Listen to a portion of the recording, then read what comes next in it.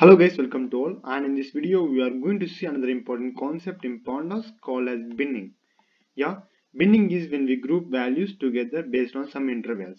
Yeah, before this in this tutorial we are going to see some practical implementation so that you can get much clarity. Yeah, so before going to see, we want to import Pandas library. So for that we are going to use import keyword. Let me execute the statement so that we can import this package now. Yeah, let's go and see like creating sample data frame. Here we are going to create like consisting of student names and marks of them. So I am specifying like student names in one separate list and also student marks in another separate list. And I'm going to use like pd.dataframe and providing like a column name and respective column values and a separate dictionary format. Yeah, you got much clarity, right? Let me execute this statement so that you can see the output now. Yeah, you can see, right, all the column names are created in a column name and values representing respectively here. Let's go and see how we can do binning now. Yeah, so here we are defining binning like 0 to 25 has one bin and 25 to 50, 50 to 75, 75 to 100. We are providing them within a list. Yeah, so and we are going to use like when they are like 0 to 25 we consider it as fail, and like 25 to 50 we are going to consider it as average, and 50 to 75 we are going to consider it as good, and 75 to 100 we are going to consider it as brilliant.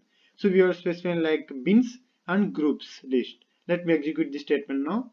Yeah, you can see that the cell has executed now. So now we are going to create another column called grade, and we are going to use the very important function to achieve the binning functionality. So that is pd.cut. So and we are going to specify like the column name which we are going to do binning, and like bins that like we have specified here, and also groups. Yeah, we use like label keyword for using the groups list.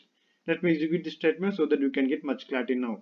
Yeah, you can see, right, a new column was created grade by using here like here marks are 100, right?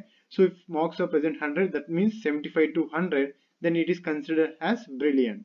Yeah, in the same way 80 is also considered as brilliant, but here it is 54. So 54 means it is present between 50 and 75, that means it is considered as good. In the same way all the values which are marks falls in respective intervals got grouped here. Yeah, you got much clarity, right? And one additional tip guys, for more information you can refer this official documentation so that you can get much clarity.